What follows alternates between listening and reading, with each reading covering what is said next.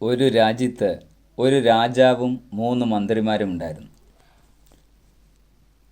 ഒരു ദിവസം രാജാവ് തൻ്റെ 3 മന്ത്രിമാരെയും കോടതിയിലേക്ക് വിളിച്ച് ഓരോ ഭാഗമായി പൂന്തോട്ടത്തിൽ പ്രവേശിക്കാനും അവിടെ നിന്ന് രാജാവിന് വേണ്ടി പലതരം നല്ല പഴങ്ങൾ ശേഖരിക്കാനും ഉത്തരവിട്ടു. രാജാവിൻ്റെ ഈ വിചിത്രമായ കൽപ്പനയിൽ മന്ത്രിമാർ ആശ്ചര്യപ്പെടുകയും മൂവരും ഓരോ സഞ്ചിയും പിടിച്ച് പൂന്തോട്ടത്തിൽ പ്രവേശിക്കുകയും ചെയ്തു. ആദ്യത്തെ മന്ത്രി രാജാവിന് ഇഷ്ടമുള്ള രുചികരവും പാകവുമായ നല്ല പഴങ്ങൾ ശേഖരിക്കാൻ ശ്രമിച്ചു.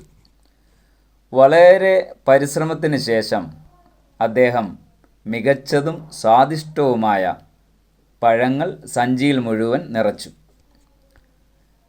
രാജാവ് ഓരോ പഴവും സ്വയം പരിശോധിക്കില്ലെന്നും പഴങ്ങൾ തമ്മിലുള്ള വ്യത്യാസം കാണില്ലെന്നും രണ്ടാമത്തെ മന്ത്രി കരുതി.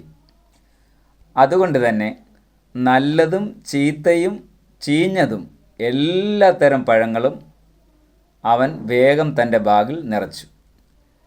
ബാക്കി സമയം അദ്ദേഹം വിശ്രമിക്കുകയും ചെയ്തു. രാജാവ് സഞ്ചി നിറച്ചോ എന്ന് മാത്രമേ ശ്രദ്ധിക്കൂ എന്ന് മൂന്നാമത്തെ മന്ത്രി കരുതി. ഉള്ളിലുള്ളത് രാജാവ് കാണില്ല.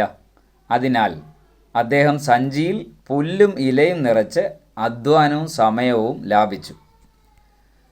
അടുത്ത ദിവസം 3 മന്ത്രിമാരോടും അവരുടെ സഞ്ചികളുമായി കോടതിയിൽ ഹാജരാകാൻ രാജാവ് ഉത്തരവിട്ടു. മൂവരും കോടതിയിൽ ഹാജരായപ്പോൾ രാജാവ് സഞ്ചികൾ തുറക്കാൻ പോലും തയ്യാറായില്ല. മറിച്ച് മൂവരെയും അവരുടെ സഞ്ചികൾക്കൊപ്പം 1 മാസത്തേക്ക് ജയിലിൽ അടയ്ക്കാൻ ഉത്തരവിട്ടു.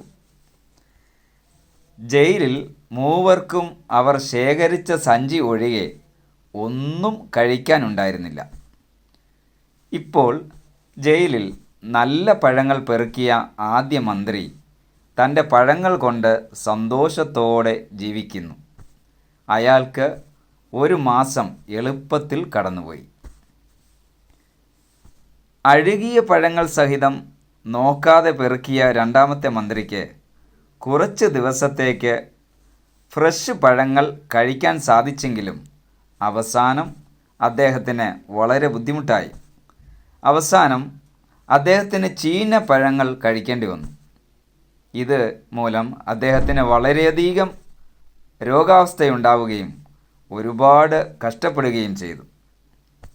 സഞ്ചിയിൽ പുല്ല് മാത്രം കൂട്ടിയിട്ടിരുന്ന മൂന്നാമത്തെ മന്ത്രി കുറച്ച് ദിവസങ്ങൾക്ക് ശേഷം കഴിക്കാനൊന്നുമില്ലാത്തതിനാൽ പട്ടിണി കിടന്ന് മരിച്ചു.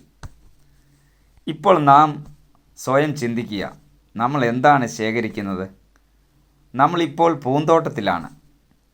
നമുക്ക് വേണമെങ്കിൽ നമ്മൾക്കായി നല്ല പ്രവൃത്തികളും മോശമായ പ്രവൃത്തികളും ചെയ്യാം. എന്നാൽ രാജാതിരാജാവായ അള്ളാഹുവിൻ്റെ ഉത്തരവ് പുറപ്പെടുമ്പോൾ നമ്മളെ ഖബർ എന്ന കുഴിമാടത്തിലെ തടവറയിലേക്ക് എറിയപ്പെടും. ഈ ജയിലിൽ നമ്മൾ ഒറ്റയ്ക്കായിരിക്കും. നമ്മുടെ കയ്യിൽ കർമ്മസഞ്ചി മാത്രം. അതിനാൽ നമ്മൾ ഇവിടെ ശേഖരിച്ചത് അവിടെ നമുക്ക് ഉപകരിക്കും. അതുകൊണ്ട് ഇന്ന് അല്പം കഠിനാധ്വാനം ചെയ്തുകൊണ്ട് നല്ല കാര്യങ്ങൾ അഥവാ സൽക്കർമ്മങ്ങൾ ശേഖരിച്ച് അവിടെ സുഖകരവും ആശ്വാസകരവുമായി ജീവിതം നയിക്കാൻ നമ്മൾ പരിശ്രമിക്കണം. മനസ്സിലാക്കി തരുവാൻ അള്ളാഹു നമുക്കേവർക്കും അവസരം നൽകട്ടെ.